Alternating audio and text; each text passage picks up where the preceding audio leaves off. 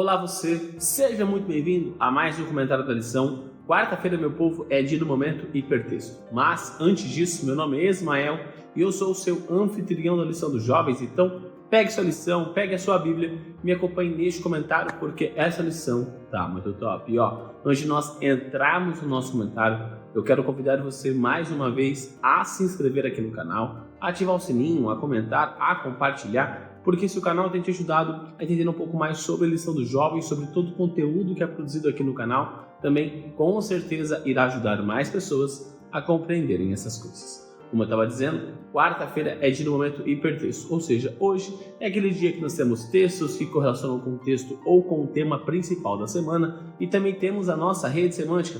Ismael, o que é esse negócio de rede semântica? Eu não entendi muito bem esse conceito. Então calma, meu jovem, calma, minha jovem, eu já vou te explicar. Rede semântica nada mais é do que um joguete de palavras, uma associação de palavras, onde nós temos uma palavra-chave. E partindo dessa palavra-chave, nós fazemos algumas associações com outras palavras que vêm à nossa cabeça quando nós olhamos para essa palavra-chave. Por exemplo, a palavra-chave dessa semana é a palavra estado. E aí, qual é a sua rede semântica? Quais são as palavras que você associa quando você olha para a palavra estado? Então, faz o seguinte, posta lá no seu Instagram e me marque, @Ismael_Nunes, que está aparecendo aqui embaixo. Também coloca aqui nos comentários do YouTube, porque além de você estar auxiliando as pessoas que não entenderam muito bem o conceito da rede semântica, você também vai estar propagando a mensagem de Deus a toda nação, língua, tribo e povo. Uma coisa que é interessante da gente analisar quando nós olhamos para o conceito bíblico é que muitas vezes nós olhamos ali para os fariseus, para os saduceus, e nós vemos, nossa, por que essas pessoas fazem isso? Por que essas pessoas tomam esse partido X, esse partido Y? Bom, Cristo estava na frente deles e eles não olhavam para Cristo, eles não enxergavam Cristo, eles queriam defender os seus próprios interesses. Olha que coisa absurda!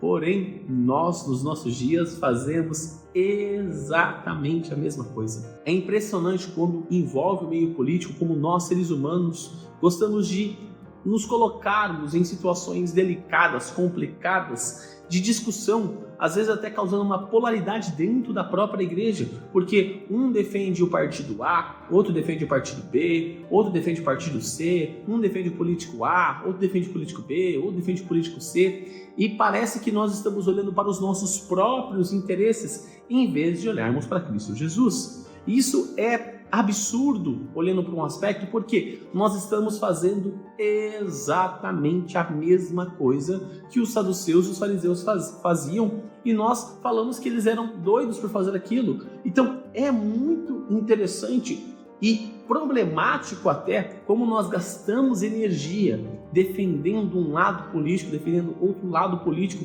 em vez de olharmos para Cristo Jesus, em vez de olharmos para o que Cristo está nos oferecendo.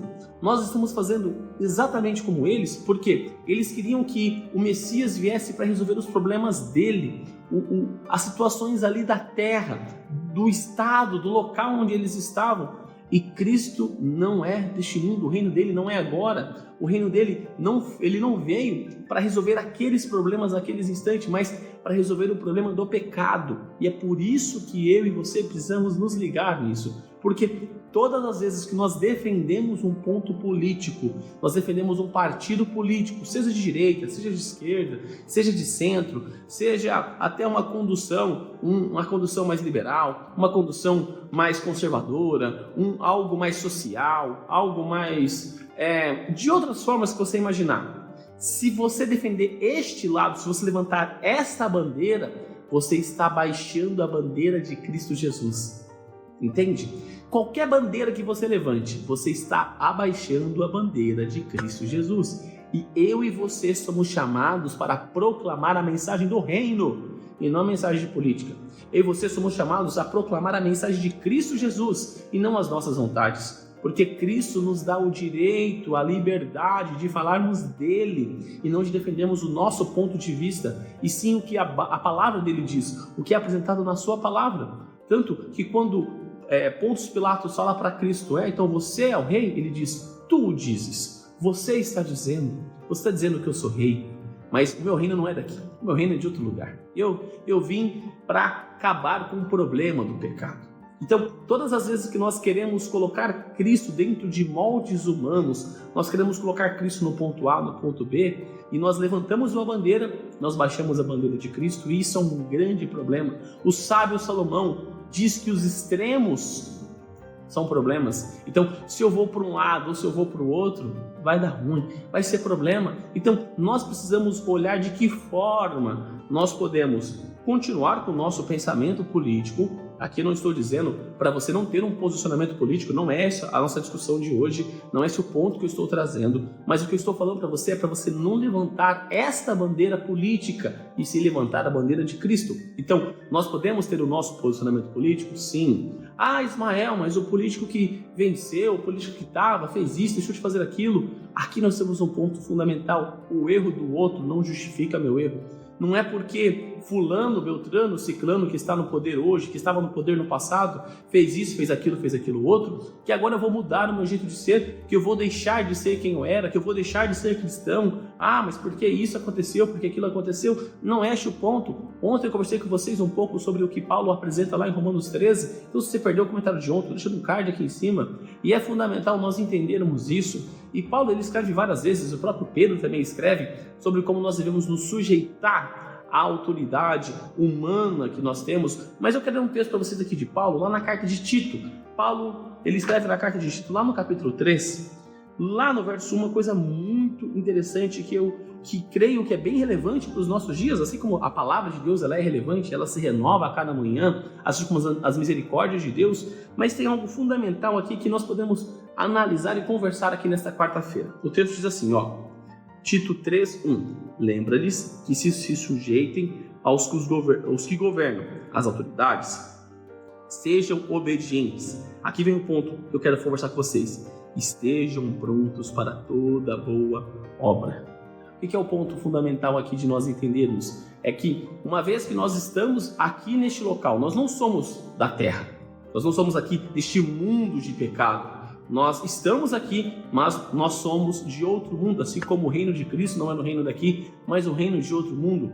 Então, eu preciso cumprir a minha função, independentemente de quem está no poder. Ah, mas quem está no poder agora é o fulano de tal, eu não gosto dele, não concordo com o posicionamento político dele. Tá tudo certo, faz sua parte. Cumpra o que a palavra de Deus apresenta, cumpra aquilo que Deus diz, faça aquilo que é correto, independentemente de quem está no poder. E você vai cumprir as leis, como nós já conversamos essa semana, desde que elas não contradizem a palavra de Deus. Então, eu preciso entender, ver o equilíbrio, eu preciso fazer a minha parte. Então, eu não posso simplesmente, porque fulano está no poder, eu vou ficar só reclamando do que ele faz e não fazer a minha parte. Não é isso que Paulo está dizendo. Paulo está dizendo, fulano está no poder, obedece ele. Faz aquilo que ele está mandando, desde que não vá contra a sua fé. Seja um exemplo, você é um exemplo, seja um exemplo. Paulo fala para Timóteo isso, seja tu um exemplo, faça da forma correta para que as outras pessoas olhem para você e se espelhem em você. Então percebe o quão profundo é a discussão bíblica sobre política, e perceba que a Bíblia ela não cita política citando o lado A, o lado B, mas citando o lado de Cristo. Por isso que eu disse lá no começo, todas as vezes que nós levantamos uma bandeira, independente do que seja, nós estamos abaixando a bandeira de Cristo. Nós precisamos falar do reino que está por vir. Nós precisamos falar do Messias, daquele que morreu na cruz, para que eu e você tivéssemos vida e vida em abundância. Porque nós éramos escravos do pecado. Nós estávamos condicionados à morte eterna. Mas por causa da decisão e da política do reino dos céus, Cristo veio a este mundo e morreu por nós, para que eu e você pudéssemos ter a vida eterna.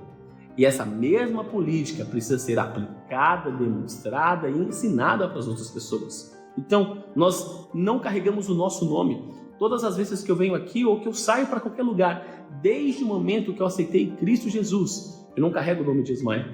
Não é o Ismael que está fazendo aquilo, mas é um cristão, porque eu estou carregando o nome de Cristo. E tudo o que eu faço com o meu corpo precisa honrar a Cristo Jesus. Portanto, quer comais, quer bebais ou façais qualquer outra coisa, fazer tudo para o nome de Deus e para a honra de Deus. Então, tudo que eu faço, eu preciso honrar a Cristo Jesus. Até o meu posicionamento político, a forma que eu me posiciono, precisa honrar o nome de meu Deus. Então, eu não posso ir somente às redes sociais e falar mal do lado A ou do lado B. Eu não posso causar uma separação dentro da igreja, porque a igreja é um único corpo, onde a cabeça é Cristo Jesus. Então, a minha função como cristão é unir pessoas que pensam diferentes, pessoas que têm posicionamentos diferentes, todos eles se unem a Cristo Jesus, porque a política dos céus, a política do reino que há de vir, a política do reino eterno, é uma política perfeita, onde não existe corrupção, onde não existe morte, onde não existe dor, onde não existe mais pecado, porque Cristo Jesus pagou o preço na cruz, causando uma mudança, porque as pessoas da época esperavam que Cristo resolvesse os problemas deles naquele instante, mas ele veio para resolver um problema por toda a eternidade. Que o seu pensamento e o meu pensamento seja esse, de auxiliarmos, de trabalharmos para que mais pessoas também possam ter o problema eterno resolvido, da morte eterna, e se tornarem, sim, filhos de Deus, pessoas do novo reino, para entender a política dos céus e alcançarem a salvação que só existe no nome de Cristo Jesus. E neste momento eu convido você a fechar os seus olhos e orar comigo. Querido amado Deus, obrigado, Pai, por mais um dia, obrigado, Pai, pela oportunidade que o Senhor nos dá de estarmos vivos, de estarmos na sua santa presença. Gratos somos, pois mais uma vez o Senhor fala ao nosso coração e o Senhor apresenta como nós devemos agir, meu Pai. Nós estamos entendendo que ao levantarmos qualquer bandeira que não seja a sua, nós estamos abaixando a sua e colocando as nossas vontades, os nossos interesses acima dos teus. Pai, trabalhe no nosso ser, nos apresente a forma que nós devemos nos portar para que a tua palavra seja proclamada e alcance outros corações, pois a política do teu reino, a política do reino eterno, do reino perfeito, é uma política onde não existe nada além do Senhor e a tua vontade, que nós possamos estar sujeitos a ela e ao falarmos, agirmos, pensarmos, possamos honrar e engrandecer o teu santo nome. Fique conosco, perdoe os nossos pecados, meu Pai, todas as vezes que nós causamos separação, assim como nós perdoamos aqueles que erraram contra nós, aqueles que causaram separação na igreja, e tudo isso eu te peço e te agradeço em nome do seu Filho Jesus. Amém. Galerinha, não se esqueça de se inscrever aqui no canal, para você dar aquela força e também para você não perder os conteúdos que são produzidos. Lembrando que os vídeos da lição são postados de domingo a sexta-feira. Então, quando você se inscreve no canal e ativa o sininho, você sempre recebe uma notificação todas as vezes que os vídeos são postados no canal. Também deixa seu like aqui embaixo para mostrar que você gostou do conteúdo, para dar aquela força e também para o algoritmo do YouTube compreender que o canal é de qualidade, que o conteúdo é de relevância e que ele pode recomendar para mais pessoas, assim como você pode recomendar clicando aqui embaixo no botão de compartilhar e colocando nas suas redes sociais, Facebook, Instagram, WhatsApp, Telegram, enfim, a forma que você achar melhor de levar a mensagem de Deus a mais pessoas. E também clica aqui nessa playlist da lição dos jovens ou nessa playlist das meditações que eu fazia aos sábados com vocês. Então é isso, galera, um forte abraço a todos e até mais!